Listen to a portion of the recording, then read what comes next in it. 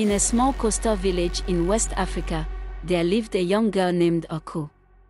Aku was the daughter of a famous pearl diver named Boba. Boba was known throughout the region for his bravery and skill in diving deep into the ocean to find the most beautiful pearls. Aku grew up listening to her father's stories about the ocean and its secrets. She longed to follow in his footsteps and become a pearl diver herself. But Boba was hesitant, fearing for her safety in the deep waters. One day, Aku decided to take matters into her own hands. She snuck onto her father's boat and set sail into the open sea. As she sailed further and further from the shore, Aku felt a strange sensation wash over her. The wind and waves seemed to be calling to her, drawing her deeper into the ocean. Suddenly, Aku's boat was caught in a strong current, and she was swept underwater. As she struggled to swim back to the surface, Aku felt a pair of arms wrap around her waist, holding her tight. She looked down to see a beautiful mermaid, with shimmering scales and long, flowing hair. The mermaid smiled at Aku and said, "Welcome, young one. I have been waiting for you." Aku was both frightened and fascinated by the mermaid. She didn't know what to make of this strange and magical creature. The mermaid's name was Mommy Water, and she was the queen of the mermaids. She took Aku to her underwater palace, made of coral and shells, where Aku met the rest of the mermaids. Aku was amazed by the beauty and magic of the underwater world. She saw fish of all colors, sea turtles, and even a giant squid. The mermaids showed her how to communicate with the sea creatures and how to use the power of the ocean to heal and protect. Mommy Water told Aku that she had been chosen to fulfill an important mission. Aku's father, Boba, had been searching for a rare and precious pearl, hidden deep within the ocean. The pearl had the power to bring peace and prosperity to the village, but it was guarded by a fierce sea monster. Aku knew that she had to help her father and the village. She bravely accepted the challenge and set out on a journey to find the pearl. As she swam deeper into the ocean, Aku encountered many dangers and obstacles. She met a wise old octopus who taught her how to navigate the ocean's currents and avoid the sea monster's lair. Aku also met a school of dolphins who became her friends and allies.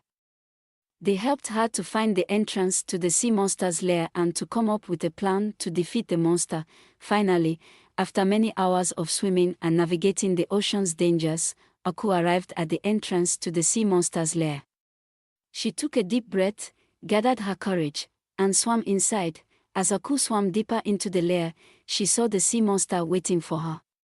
It was enormous, with scales as black as coal and eyes that glowed like embers. Aku knew that she had to be brave if she wanted to defeat the monster and get the pearl. The sea monster roared with laughter when it saw Aku. "You think you can defeat me, little girl," it said. "I have been guarding this pearl for centuries, and no one has ever been able to take it from me." Aku stood tall and looked the sea monster straight in the eye. "I'm not just any little girl," she said. "I'm the daughter of Boba, the greatest pearl diver in the village. And I have the help of Mommy Water and the mermaids." The sea monster sneered at Aku, but she could see the faintest glimmer of fear in its eyes. Aku knew that she had to press her advantage. She began to sing a song that Mommy Water had taught her, a song that had the power to calm the savage beast. The sea monster was taken aback by Aku's singing, and it began to sway back and forth, its eyes glazing over. Aku took advantage of the monster's distraction to swim past it and retrieve the pearl. It was nestled in a bed of seaweed, glowing with a soft, pulsing light. As soon as Aku touched the pearl, she felt a surge of power and energy flow through her. She knew that she had succeeded in her mission, and that she would be able to bring peace and prosperity back to her village. But as she turned to swim back to the entrance of the lair, Aku saw that the sea monster had recovered from her song. It was angry now, and it was coming straight for her. Aku knew that she had to think fast if she wanted to escape the sea monster's wrath. She remembered the words of Mommy Water, who had told her that the power of the pearl was not just in its magic, but also in its ability to connect her with the creatures of the ocean. Aku focused all her energy on the pearl, feeling its power coursing through her veins. She reached out with her mind, calling out to the dolphins and the other sea creatures that she had met on her journey. To her amazement, the sea creatures responded to her call. A school of dolphins swam into the lair, chasing the sea monster away with their clicks and whistles. A giant squid wrapped its tentacles around the monster, holding it in place. Aku took advantage of the distraction to swim safely out of the lair, the paw clutched tightly in her hand. As she emerged from the ocean, she was greeted by Mommy Water and the mermaids, who had been waiting anxiously for her return.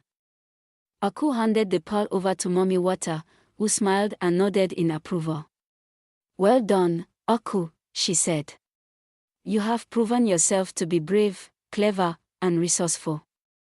The pearl will bring peace and prosperity to your village, and you will always be remembered as the hero who retrieved it." Aku returned to her village, where she was greeted as a hero. The pearl was placed in a special temple, where it glowed with a soft, pulsing light. The village prospered, and Aku lived happily ever after, knowing that she had made a real difference in the world. But Aku's adventures didn't end there. She continued to explore the ocean, discovering new wonders and facing new challenges. And she always remained true to her friends and allies, both human and animal.